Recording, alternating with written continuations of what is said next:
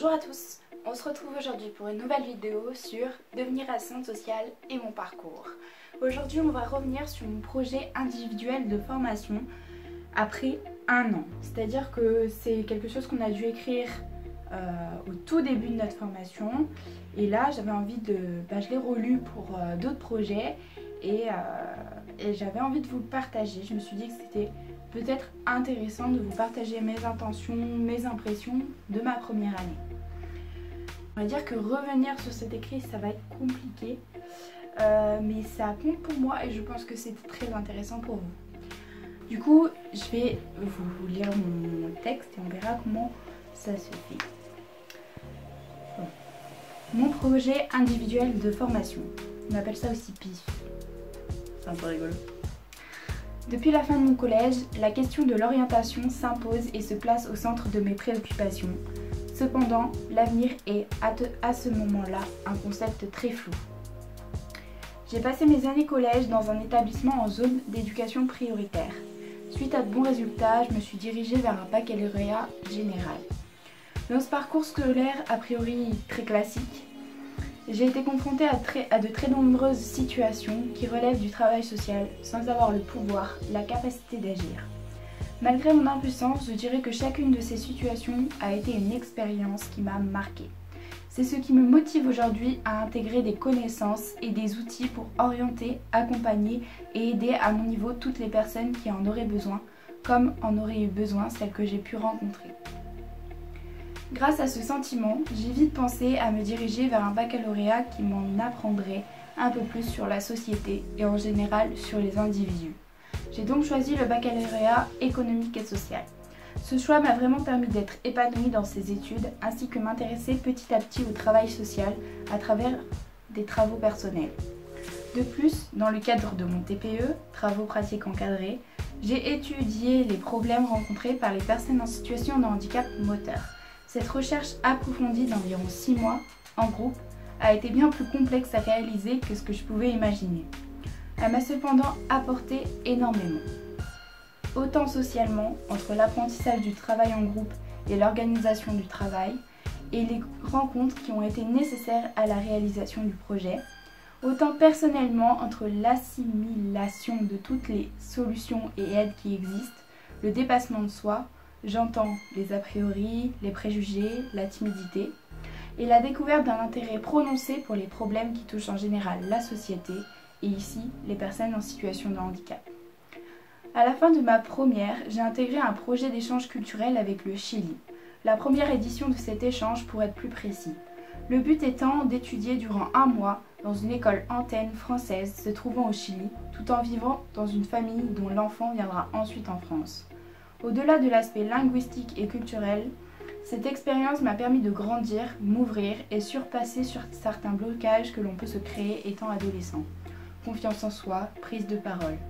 Cependant, cette expérience m'a amené à réfléchir sur le fonctionnement d'une société.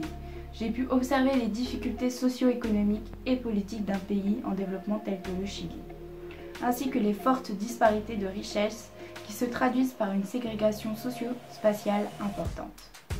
Entre quartiers riches et habitations précaires, il n'y a qu'un pas. Cependant, beaucoup de mesures ont été prises sous la dernière présidente afin d'établir les logements sociaux et des aides pour l'ensemble de ces populations en situation précaire. Chaque jour, je passais devant ce quartier délaissé et avec du recul, je trouvais ça totalement injuste.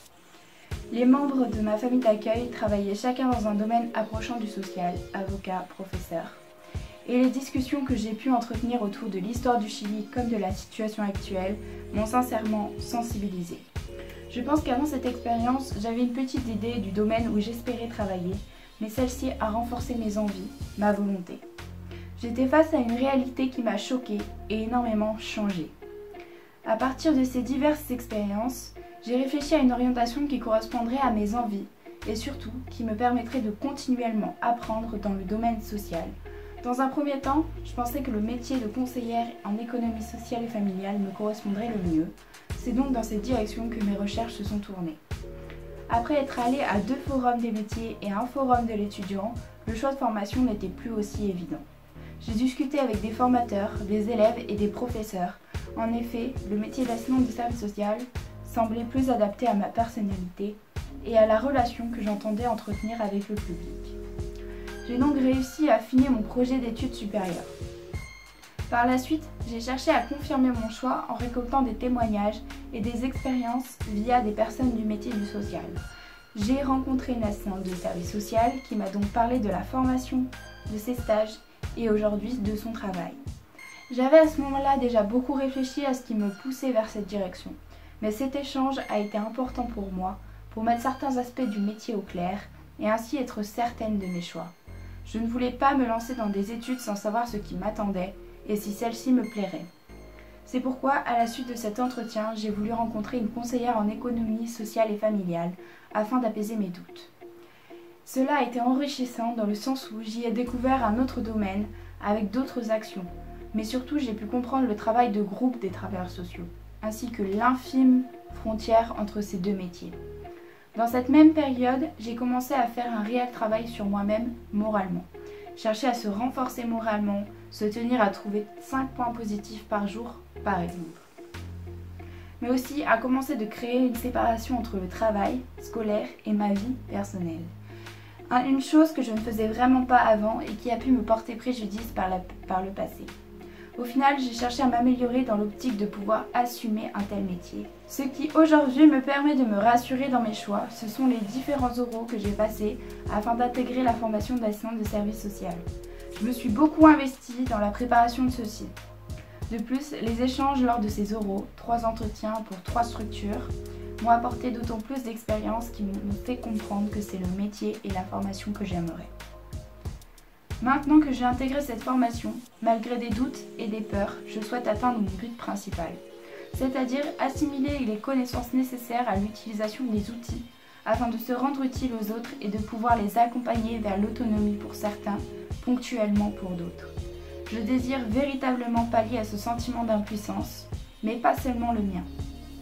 Les personnes en situation précaire ou en situation de handicap, par exemple, peuvent parfois se sentir totalement dépassées par les événements et ainsi se placer dans une situation d'impuissance. En tout cas, c'est ma vision et en tant qu'assistante de service social, je crois qu'en utilisant les bons outils, on peut influencer sur cette impuissance.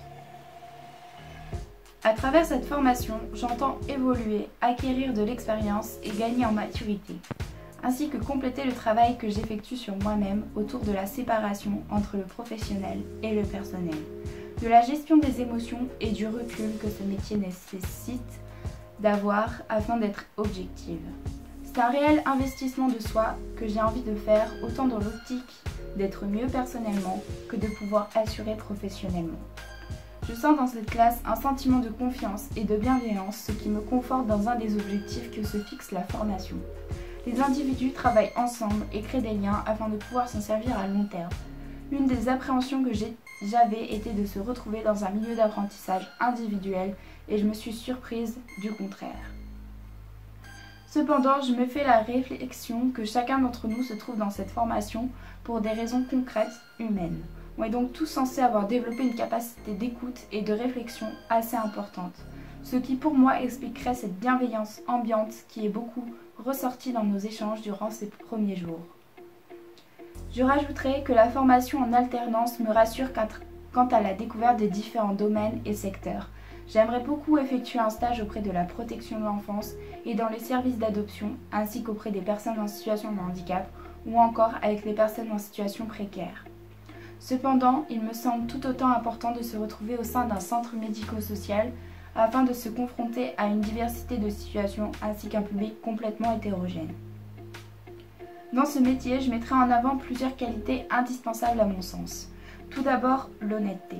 Si nous-mêmes nous ne sommes pas honnêtes, comment peut-on espérer que le public, quel qu'il soit, le soit à son tour? De plus, le domaine du social est censé être un domaine exempté de jugement et donc un peu plus libre de parole en termes généraux. Aussi, je pense que, et c'est peut-être naïf, la grande majorité des publics est capable de comprendre son environnement si on le lui explique. Alors pourquoi risquer de perdre la confiance des individus que l'on accompagne pour des non-dits? D'ailleurs, je place la confiance au centre de toute relation. Ce métier demande l'installation d'une confiance durable en termes généraux. et selon moi, c'est le centre de toute action.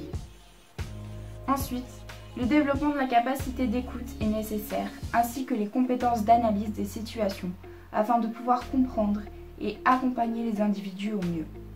Un bon assistant de service social, c'est s'investir sans se laisser emporter, se donne les moyens d'agir à l'aide d'autres travailleurs sociaux, Action pour la récolte de fonds, en coopération avec les CESF par exemple. Et garde toujours à l'esprit que l'important, c'est l'individu et surtout l'autonomie de celui-ci.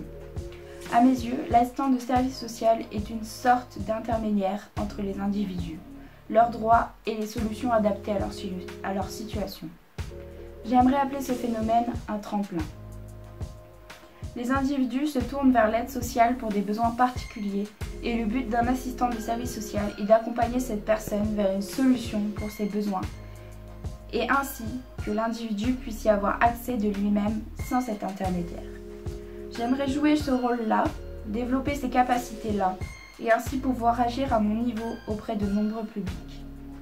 En effet, je rajouterais que j'aimerais apprendre tout au long de ma vie. On apprend toujours plus des autres que de soi-même. En conséquence, j'envisage de travailler, une fois professionnelle, dans de multiples domaines, voire même de travailler à l'étranger, dans le but de s'enrichir personnellement et culturellement. Cependant, je suis consciente des difficultés du métier de la formation. J'ai beaucoup à apprendre, notamment sur l'objectivité. En effet, j'ai besoin de prendre le temps pour analyser en toute neutralité une situation pour le moment. De plus, assez paradoxalement, je fais souvent confiance facilement, ce qui peut être un avantage comme une difficulté de plus. C'est-à-dire que la confiance peut se briser facilement et réduire le champ d'action possible avec les individus. L'avantage, c'est que la confiance s'installe sans a priori ni préjugés autour d'une curiosité partagée et ainsi permet des actions peut-être plus rapides et adaptées. Finalement, je pense que ma réflexion sur ce métier est solide de par mes motivations et mon travail de recherche. Ces 3 années de préparation me font certes peur, mais l'appréhension me semble normale. J'ai plutôt hâte de confronter ma vision du métier face à la réalité et de faire évoluer celle-ci. Je reste consciente que c'est un métier parfois éprouvant qui nécessite un travail sur soi. Et je compte aussi sur la formation pour m'accompagner dans celui-ci.